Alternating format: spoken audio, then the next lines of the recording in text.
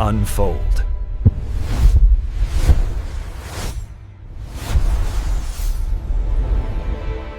(2025년) 정말 내년이면 우리나라 65세 이상 인구 10명 중 1명이 치매 환자가 된다고 합니다. 환자 수만 해도 거의 100만 명에 가깝고 2050년에는 이게 270만 명까지 늘어날 수 있다는 전망이 나오는데요. 이게 사실 남의 일 같지가 않아서 더 걱정스럽습니다.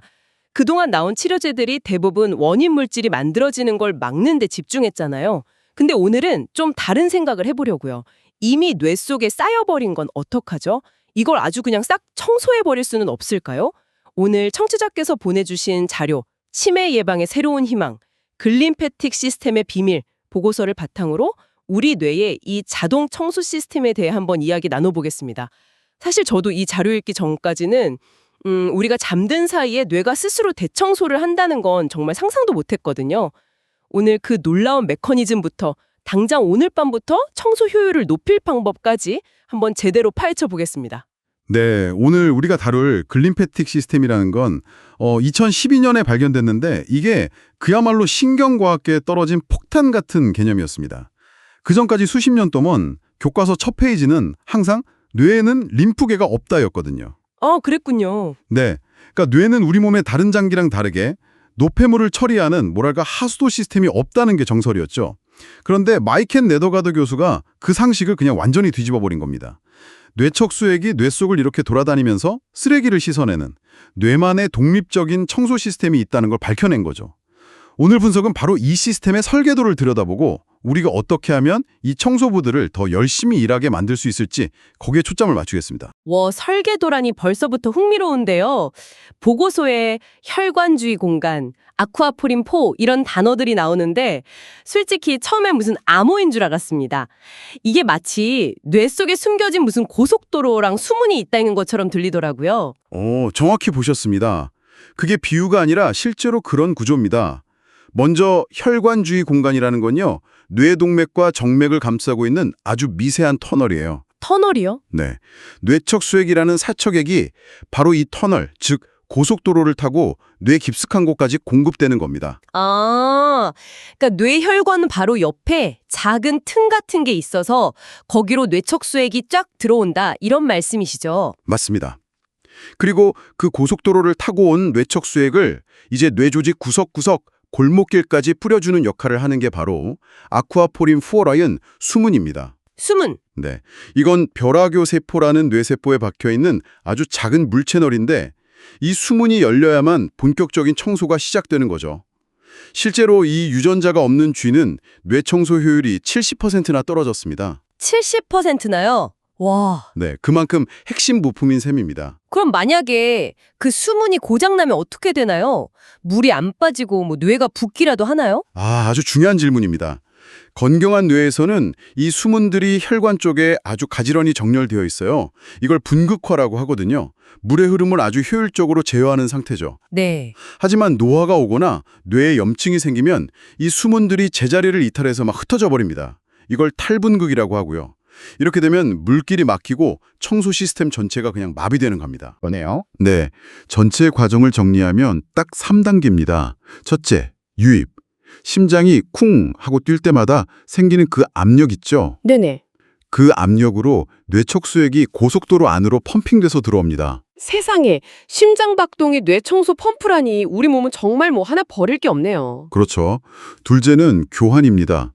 수문을 통해 뇌 조직으로 들어온 뇌척 수액이 베타아밀로이드나 타우 단백질 같은 그런 치매 유발 찌꺼기들을 직접 씻어내는 단계고요.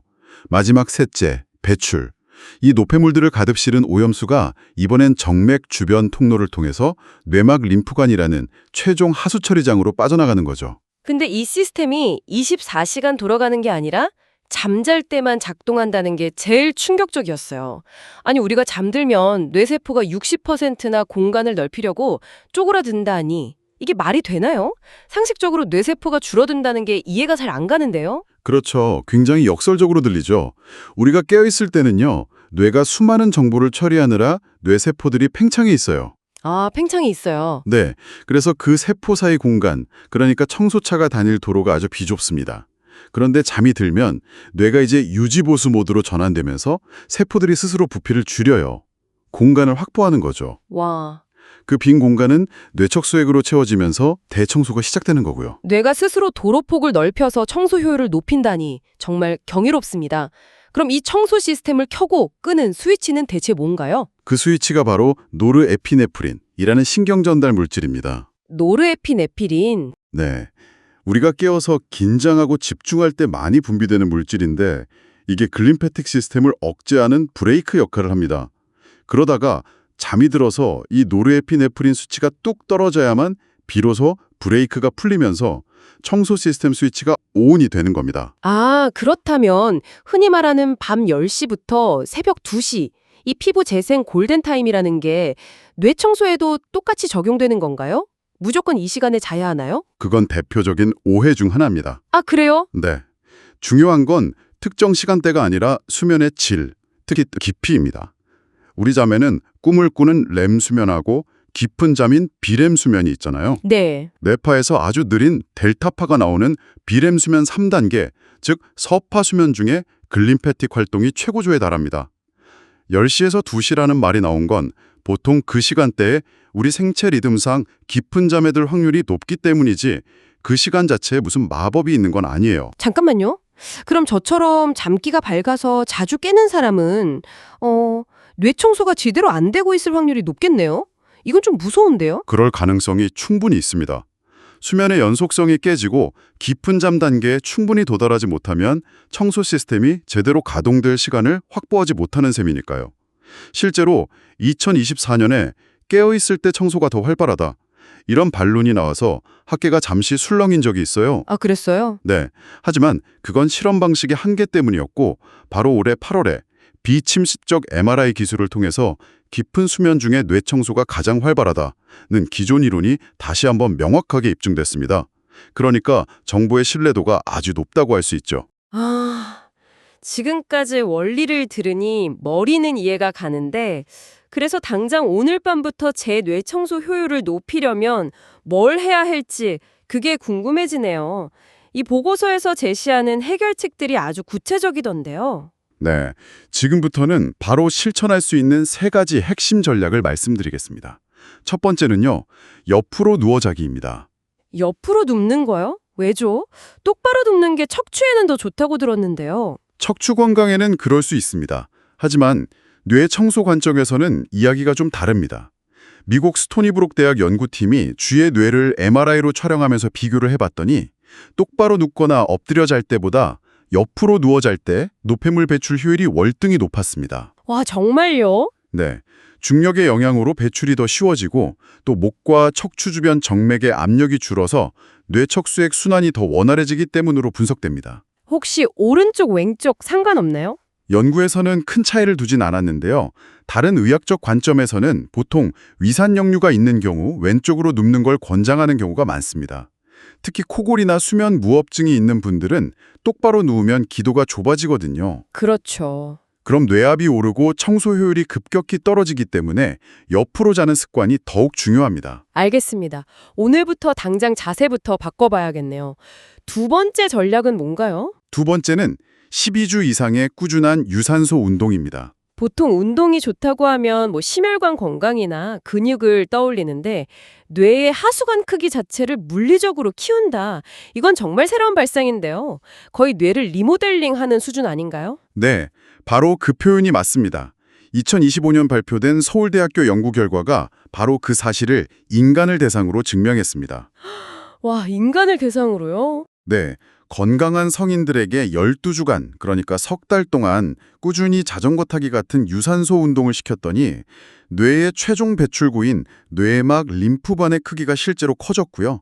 노폐물을 빼내는 유량도 눈에 띄게 증가했습니다. 와, 넓고 좁은 하수도를 더 크고 튼튼한 새 것으로 교체하는 공사를 한 셈이죠. 운동이 어떻게 뇌의 배관 공사를 할 수가 있는 거죠? 그 원리도 밝혀졌나요? 네, 분자적 원리까지 밝혀냈습니다. 운동을 하면 우리 혈액 속에 있는 S10A8A9라는 염증 유발 단백질 수치가 줄어듭니다. 이 단백질이 바로 뇌의 배출로를 손상시키는 주범 중 하나거든요. 아, 운동이 이 나쁜 물질을 줄여서 뇌의 하수도를 보호하고 튼튼하게 확장시키는 겁니다. 여기서 핵심은 12주 이상 꾸준히라는 점입니다. 단발성 운동으로는 이런 구조적 변화를 일으킬 수 없어요. 마지막 세 번째 전략이 남았네요.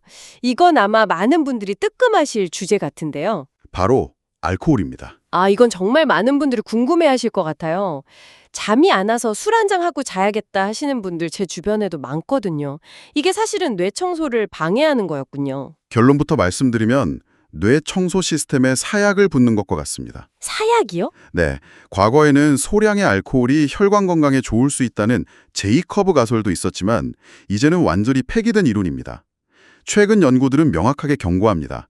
아주 적은 양이라도 만성적으로 술을 마시면 뇌의 청소부 역할을 하는 벼락교 세포에 직접적인 염증을 일으킵니다. 결국 아까 말씀드린 아쿠아포린 포스몬의 팔분극 현상, 즉 수문이 고장나 흩어지는 현상을 유발하는 거죠. 술 마시면 잠이 잘 오는 것 같은 그 느낌은 그냥 착각이었군요. 그건 뇌가 편안하게 휴식에 드는 게 아니라 사실상 기절하는 것에 가깝습니다. 뇌 청소에 필수적인 깊은 서파 수면에는 절대 도달하지 못하고 얕은 잠만 반복하게 되죠. 특히 알코올 분해 능력이 떨어지는 시니어의 경우 뇌 건강을 위해서는 금주가 가장 이상적인 선택이라고 강력하게 권고하고 있습니다. 뇌청소부들을 강제로 파업시키는 행위나 다름없습니다. 와, 오늘 이야기 정말 많은 걸 생각하게 하네요. 결국 핵심은 간단하네요. 옆으로 누워서 깊게 자고 석 달 이상 꾸준히 땀 흘려 운동하고 뇌를 기절시키는 술은 피하는 것. 이 세 가지만 지켜도 우리 뇌 속 청소부들이 훨씬 수월하게 일할 수 있다는 거군요.